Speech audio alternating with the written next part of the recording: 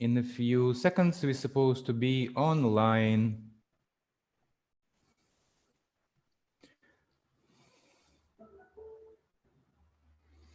All right, I think we are online already. Hello, Ellen. Hi, Alex. Nice Thank you meeting very you much. again. Yes, nice meeting you again. Recently, we were in a live talk show in your place. Now you decided to join and share your knowledge and wisdom in our Let's Talk It Through live conversations. I'm very happy to have you with us. Thank you. Thank you for having me. First of all, I would like just to, and because I am trying to keep, let's talk it through in a very, very casual way. And I would say like, like down to earth and simple conversation without any special kind of scripting or anything. So would you please introduce yourself? So if people have a little bit better understanding, what are you doing and yeah, what is your experience and so on, so on. Okay, sure. So I'm Patricia. I'm from Indonesia, and I am working as a profession. I'm working as a professional coach as well as a professional counselor, as well as learning consultant for different institutions. And I'm also a mother of one son. My son is now 15 years old. He's in the first grade of high school. And we're living here together with my husband and also with my aunt who has been living with us for ages since I was small. Okay, great. So yeah, I assume that essential part which we'll be discussing today in relation to parents, you can actually relate to real situations and real real life experiences which you went through or maybe currently having, right? Mm-hmm. All Yes, right. So would yeah, love to share. yeah, yeah, adaptive. I was curious about adaptive parenting. You know, how you would define. I mean, why adaptive? What is the essence of that term? Okay, so adaptive actually comes from essentially the word adapt. That is basically what we do during this pandemic, I think. Everyone in every situation is adapting, and including that would include parents and include schools and include children as well. Children meaning teenagers included, I suppose. And Mm. even those in the university, they are also adapting. So, but considering that most of parents actually has those who are still in the high school and below at home, whereas the university usually more independent. That's why I call it more toward the adaptive parenting. And I think we're trying to, like you say, not to make it theoretical, but to see how does it apply in real life cases and how that implementation actually relate back to whatever theory that people have said. Yeah. Yeah, I mean, I am in my past. I am theoretical physicist, so I know that sometimes it's very easy to create theories or to know theories, and a little bit different to apply. And when the real situation comes, yeah, that's where the challenge might be. And the adaptive word itself kind of really resonate because I several times already mentioned in the first day of our lockdown here in Spain, in Barcelona, my wife sent me, by the way, over WhatsApp, because she was in a different room of our apartment. She sent me the quote of Charles Darwin, and it's not the strongest, or it's not the most intelligent who will survive.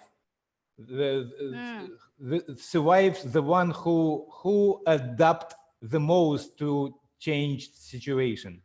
And yeah, like maybe yes. there are some, that's why adaptive, yeah, somehow it's a really powerful word, especially in these conditions. So well, if we just jump straight to examples, can you give can we discuss for example one of the examples of the parenting challenges which you personally went through, and maybe you developed already some strategies, or at least you tried something? Yes. I think recalling back what has been happening in our home for about a month plus. That was since everything is been done from home, actually here in my city. So the first week is actually more on everyone meaning me, my husband, and my son is trying to find a new rhythm that works for us. It's like we're swimming in endless possibilities and trying different things, not knowing whether which one will work. Yeah.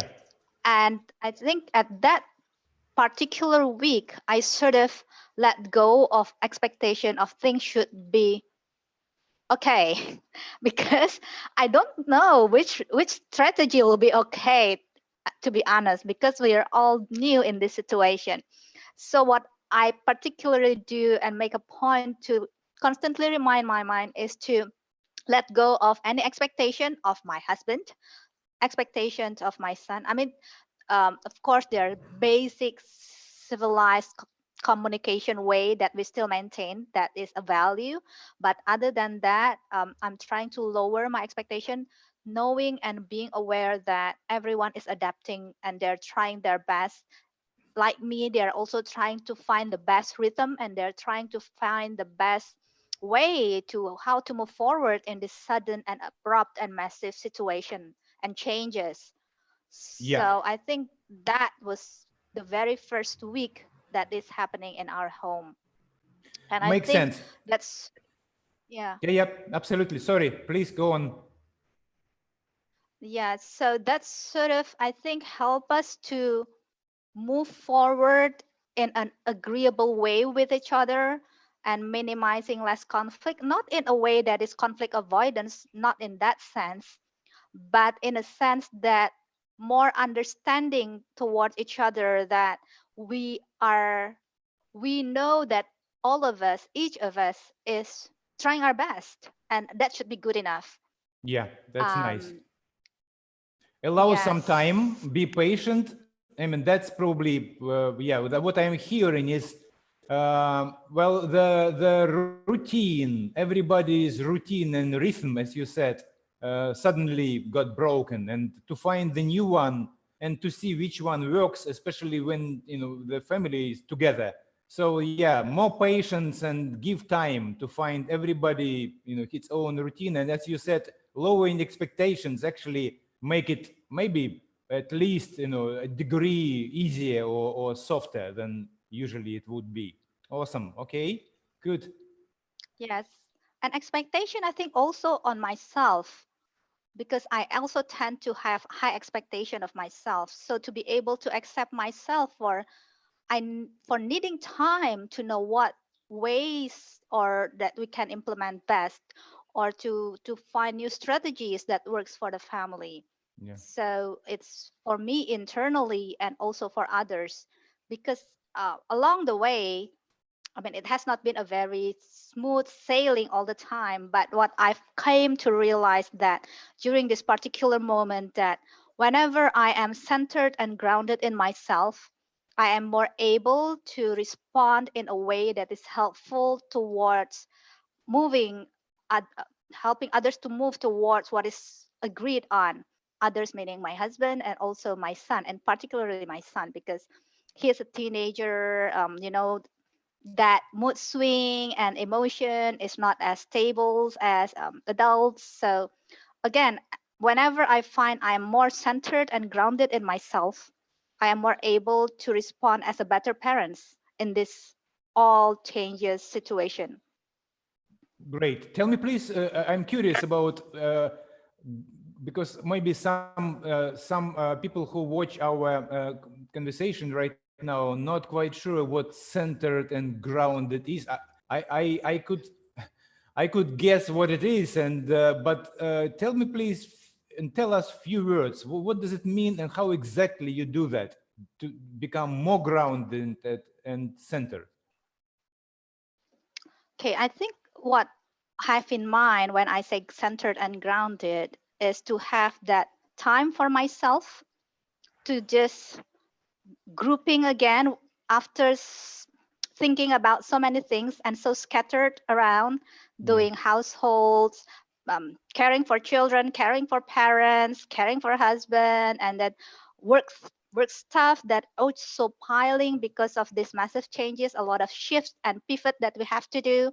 I mean, it's all scattered. My brain is all scattered, but making time every now and then to just regroup, to just, okay, Alan, just centered on something that is not work related. I mean, just on plants or on my breath, on anything that is not work related, just to be detached and again regroup again my thoughts that has been Mhm. scattered on so many things, and to sort of feel again my internal tank. Mhm. Because I suppose, I guess this metaphor that comes to mind whenever I am doing things, it's sort of like I'm pouring out of my cup. Mhm. So Mhm. I need to make sure that my cup is filled when I'm pouring, because when I'm pouring with an empty cup, nothing comes up. Yep. So that time, that so-called, probably a popular term, me time, that me time is particularly precious for me during this time. It's the fuel that enables me to adapt. It's the fuel that enables me to respond in I would say a wiser way, Yeah. not coming from a reactive emotional response, but really coming from a thoughtful response, That because I have that tank that's filled. powerful. That's a huge thing. Yeah, resonates in many many ways. So you become less reactive, and as a result, Mm, can regulate the way you respond to situations. And in order to be less reactive, you need to have a energy. You need, as you said, grounded and centered. And the only way to do it is through caring or finding time to take care of yourself. And that caring of yourself become as important, maybe even more important than other things, because you are not efficient in other things unless you have energy or your cup, as you say, your cup full. Very nice. Okay, interesting. We are talking about parenting. We are talking about, but as a result, we almost touching some kind of not spiritual, but I would say close to spiritual practice, because finding time to quiet your mind, and as maybe Buddhists say, not doing. I mean, there is a term of the not doing in Buddhist practice. And mm, well, when you are not doing things, in some ways you are collecting energy. You are taking care of yourself. Okay, very nice. In terms of yeah. problems with the children, and is there any particular case, for example, we could discuss, which happened in your family or maybe in your client's family, in relation to children, like not a typical one, but the one which relates more or less to this particular environment we are all in. Yes, I think one significant shift that happens is more time for screen, definitely, not only for me and my husband, but also for my son, Oh yeah. because learning is screen time and playing is screen time. And you cannot connect with friends physically, so you connect with friends through screen. Everything is done through screen. So the old agreement that we have is no longer working, that this is that we allow screen time for every day. It's not working anymore, so we have to make something that is more suitable to the current context, because everything Mhm. again is screen time. True. So yeah. So what I've, and again, connecting is important. I think, I personally believe that we are social beings and we need to connect to others. That's a need. That's not a want. That's a need. Mhm. So in this kind of situation where one can only connect to friends to screen, there's no other way than increasing the screen time in order to accommodate that connection. I mean, Yeah. teenagers play now with friends. I mean, I witnessed my son play with his friends, not just playing, but they're communicating as well. They're building up strategies how to, I mean, when those children play online games, that they connect and they build strategies together real time. And I think in this particular moment, I choose to view that as a way of one, building connection, that which is the only option that he has at the moment. And again, second, it's that he is learning life skills through that. I mean, we know that it has been there's a lot of pro and cons about how much screen time that a child or a teen or a person should have. But I Yeah. think at this particular abnormal time, because this is not normal, this is, well, abnormal in a sense that it's not the old normal that we have. Yeah. Right now, what we're doing is we are accommodating more screen time, but we are monitoring what is happening in that screen time. I mean, is connection Mhm. happening with friends? I mean, real time connection, not just chatting, but real time conversation. And whether skills are being built through that time in this on the screen, apart from that schooling time, of course, because schooling time is also becoming less significantly. I mean, he used to go to school from 7 to around 3. Now Yeah. it's still within that period, but there is much more break in between. So different things are happening. So again, we are allowing for much more screen time, but we are paying attention to what is happening. um, Again, the communication and what skills are being built.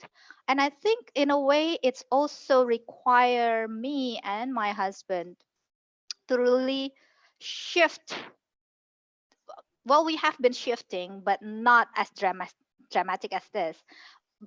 Like I said, I am also a learning consultant. I've been voicing out this education 4.0, and that how education should not be based on gathering knowledge, but really on building skills that is working, and building skills that is preparing one for the future. Yeah. So this situation is sort of push us much further into that direction, because definitely this is not a time when a teenager especially try to get knowledge which are academically related. But every now and then, I mean, I'm not like every time behind his back. I think that would create conflict, of course, within us. But every now and then I will sort of just drop in and see where you're playing and just get curious. I think that also a key for us in this home, to just get curious about what he is doing and get curious about what my husband is doing, curious in a healthy way, of course, so that Mhm. from there we build conversation. Oh, that then from that I know that he's now playing Minecraft. um, no promotion here, it's just that I'm explaining about what is my son is playing. He's playing Minecraft, and um, I, I from time to time I noticed that he's watching a video on Minecraft, and I asked, what is it that this video is actually showing or telling? Oh, this is showing me how to build cannon in such and such situation. So from that I conclude he is learning on himself with his own initiative. He's learning, he's building his learning skill, because learning is a skill. You don't automatically know how to learn, it has to be practiced. So Yeah. he's reinforcing his learning skill independently. That, but that comes from his interest. And also I notice, oh, what are you doing now in this particular moment, because there are many things that I can do in that particular game. Oh, I'm doing this with my friends and this is our strategy. So he is collaborating to create strategy, which is also, I think, is a good skill to develop. So I think, what, again, when I say we allow for more screen time because that's the only way he can connect and learn. Also, I think what is key in our house is to just monitor, of course, in a healthy way, how that screen time is being used, and Mhm. to just complement it when it is being used well, though may not, again, similar to what we have agreed previously in terms of frequency and intensity. Yeah. So that's what where I see adaptivity or adapt, as we are discussing right now, adaptive kind of qualities of parenting. So the situation changed. It would be really strange to, to bring the old rules to the completely new situation. So you reevaluate, you reevaluated everything, and with your new values, because communication with other children is a very high value. Learning new skills, very high value. And if the phone and screen is the only way right now, so you changed the rules and you become, it's actually, you made it softer.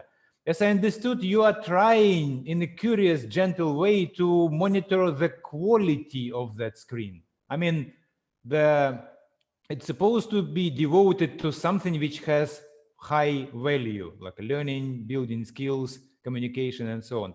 I'm curious about what happened when you discovered, for example, that right now the quality of screen is not probably, or you come to conclusion that you need to say something and stop it in some ways. How to do it gently? I mean, what is your way, your strategy to interfere?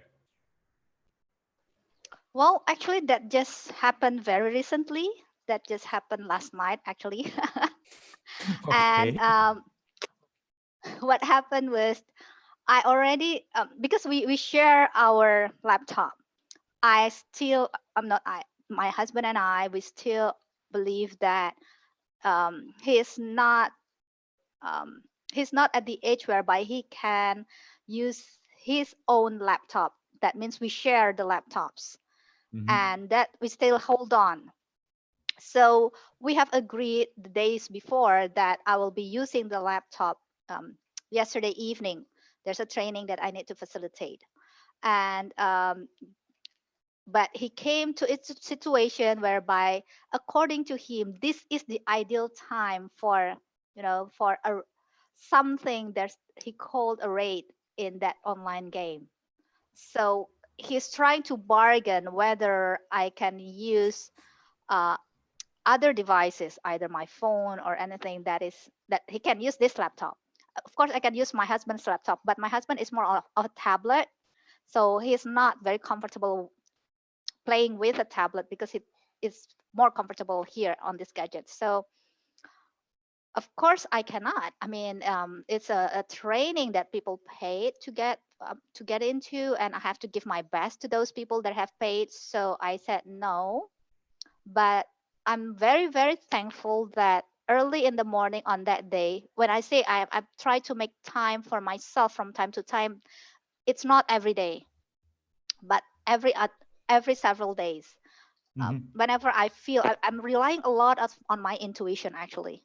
When I'm starting to feel I'm getting low on my emotional energy, then I know I need to feel it again. So Mhm. what happened is I'm very thankful that on the morning yesterday, I happened to have that precious time. So that me time was happening early in the morning yesterday. So I'm sort of like still in a full situation. My cup is more or less full. So I Mhm. am able to respond in a less reactive manner, but to be, what I always say, to be gentle but firm. Firm in a Mhm. way that no is still a no. I still need the laptop. I'm sorry. But to be able to say it in a gentle way, that, like this, I mean, I'm sorry, I can't. This is a training that I need to facilitate and I have to give my best. So what do you suggest that we do in this situation whereby I need this for people who already paid and you need this for a game? What do you Mhm. suggest? Mhm. So Mhm. coming from that space, I mean, this is just an example. I mean, there are a couple of things, but on a similar threads. So coming from that place of being firm but gentle, I found that it helps to sort of make the conflict, because I think one way is that, of course, we don't seek out conflict, but when it does come, don't shy away from it, because if we just shy away from conflict, I don't think it's going to be healthy. But of course, again, we do not seek for it. But to be firm but gentle, though honestly, not always able to do that, especially when my emotional energy is low. It requires a lot of emotional energy to be able to do that. So that's why I said caring for myself, making sure my emotional energy is high, is something that enables me to do this adaptation in how we care for the family. Very nice. Thank you, Ellen, for sharing. Because what I hear also is that first of all, in many ways, I think psychological researches shows that very often it's not what you say, it's about how you say things which really matters. Because some researchers say that 80% of the tonality of voice is really picked up by people around you, not really exactly what you are saying.